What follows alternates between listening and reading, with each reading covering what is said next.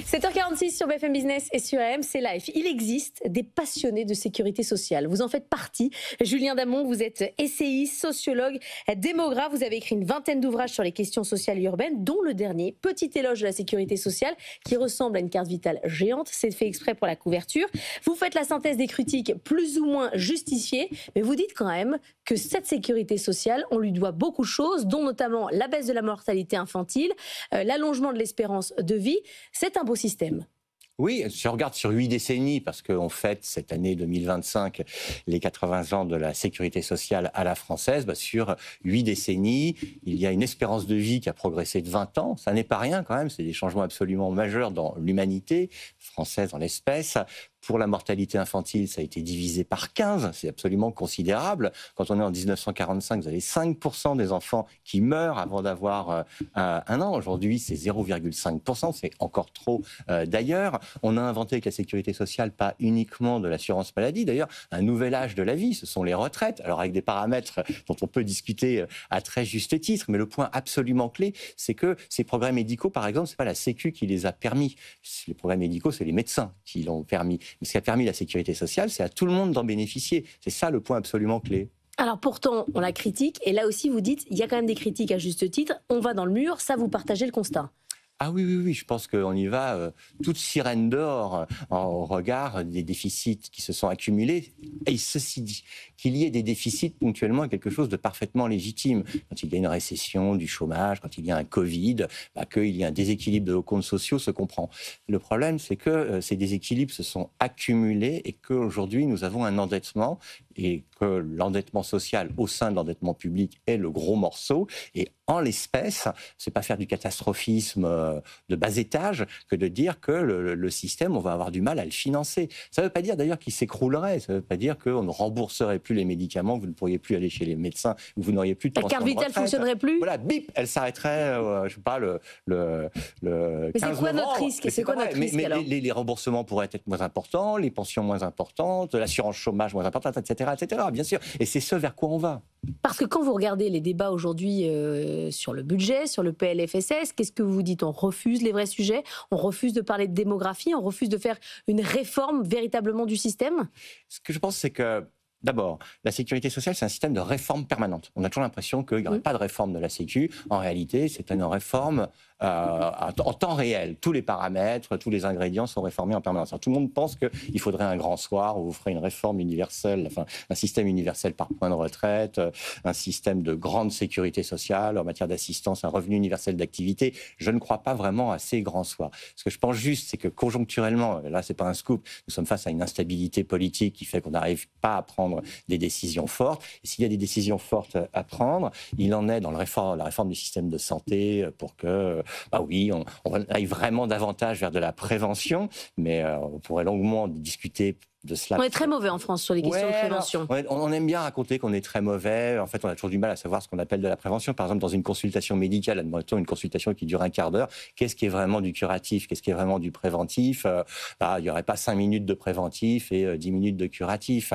Mais par exemple, qu'il y ait pour tout le monde une consultation annuelle ou biennale, ou j'en sais rien, tous les 5 ans, de prévention, de faire le point, ça, ce serait absolument formidable. C'est pas un coût supplémentaire, c'est un investissement sur l'avenir. Mais deuxième chose, le point clé, ce sont les retraites. Évidemment, alors il y a une forme de déni démographique en l'espèce, c'est que on a fait des erreurs majeures. On a fait des choses bien, discutables d'ailleurs. En 1945, quand on crée le régime général de Sécu, on fixe l'âge de départ à la retraite à 65 ans. À l'époque, l'espérance de vie, elle est inférieure à 65 ans. Donc la CGT avait parfaitement raison, ayant trouvé une formule d'ailleurs. C'était le bon âge. Non, elle disait c'était la retraite des morts. Parce que les ouvriers n'arrivaient pas à cet âge-là. Donc les cadres voyaient leur cotisation complétée par les cotisations des ouvriers, enfin leur retraite complétée par les cotisations d'ouvriers qui n'arrivaient pas à l'âge de la retraite. 20 ans d'espérance de vie en plus, les ouvriers aussi dépassent très heureusement l'âge et ont des retraites longues. Et donc l'erreur essentielle, c'est au début des années 80 d'avoir fait croire que l'on pouvait baisser l'âge de départ à la retraite. Donc un truc qui est facile à raconter autour d'un micro, je le sais bien, au sein de l'Assemblée, c'est les pourquoi ça passe générales. Pas, vous qui êtes sociologue, pourquoi ça passe pas dans la population, cette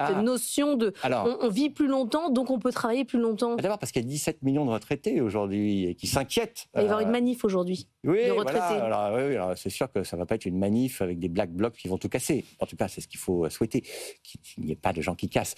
Mais oui, vous avez des retraités qui sont choyés, parce que c'est l'électorat. Vous savez, une grande question, c'est est-ce qu'on peut investir dans des crèches et dans des EHPAD en même temps quand on n'a pas beaucoup de sous? La réponse, c'est qu'il vaut mieux investir politiquement dans ce qui rapporte en termes de vote. Donc oui, il y a un déséquilibre démographique et un déséquilibre politique. Deuxième chose, les Français n'aiment pas trop leur travail aujourd'hui. C'est dommage d'ailleurs, parce que le travail, c'est généralement formidable. Et donc, ils attendent ces congés payés permanents que sont la retraite. Si on ne peut pas faire de réforme des retraites, c'est à cause des managers. Non, Là, je vous pousse l'idée un peu plus loin. Ouais, pas des managers. Si on est mal managé, on n'aime pas son travail, du coup on a envie d'être à la retraite. Mais vous savez, vous avez des gens qui n'ont pas de manager, vous avez des managers eux-mêmes qui n'aiment pas leur boulot. Bon. Non, je ne dirais pas que c'est à cause du management. Mais il y a quand même un mal-être au travail qui explique le fait qu'on ne veut pas travailler plus longtemps. Qui est trop hiérarchique, on a l'impression qu'on est dans l'armée, etc.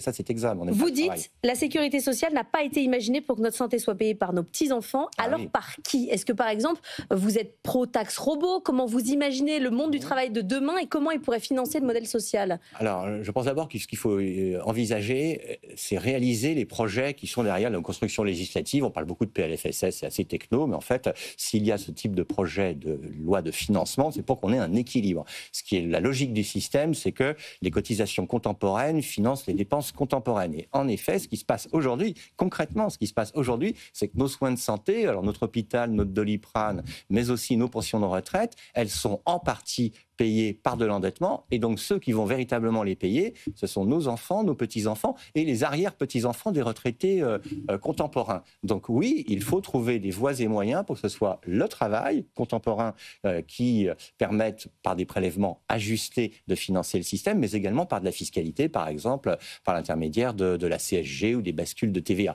Je ne pense pas aux solutions miracles de type taxer les robots. Je pense aussi, alors là je me fais aucun copain, parce qu'aucun Français n'est d'accord avec cela, que l'on peut regarder comment mieux taxer aussi les héritages. Voilà. Là, je me suis fait 1 milliard d'amis. Les gens détestent ça. Oui, alors c'est assez étonnant parce que l'on soit libéral, que l'on soit socialiste, oui, tout le monde conçoit qu'il peut perdre si on augmente les taxes sur la transmission du patrimoine. C'est pas forcément exact parce que c'est pas forcément très élevé, les plafonds en dessous desquels on n'est pas taxé, etc. Bien, au-delà de la technique, ce qui se passe, c'est que la masse financière la plus importante aujourd'hui, c'est celle de cette transmission. Les inégalités passent par là et on peut innover avec des idées intelligentes. Par exemple, moi je suis de ceux qui plaident pour qu'on fasse une sorte de retraite à l'envers, en tout cas une transmission du capital avec des dotations en capital à 18 ans. Pour remettre un peu les pendules à l'heure de l'égalité, vous faites des taxations plus importantes, sans être confiscatoires, sur l'héritage au moment où il y a le décès, et puis vous financez à 18 ans un système qui fait que vous n'avez pas des petites prestations d'assistance qui changent ce que vous avez dans votre assiette à midi ou le soir, ce qui peut être utile, mais une somme conséquente qui vous permet de voir la vie autrement. Pourquoi pas? Quand en 45, on a bouleversé un peu les lignes, on a réussi à le faire dans un contexte compliqué, ce type d'idée, c'est mieux que de totalement bricoler avec les paramètres auxquels les gens comprennent rien, en fait. Merci beaucoup, Julien Damon, d'être venu ce matin. Petit éloge de la Sécu, c'est chez Sciences Po.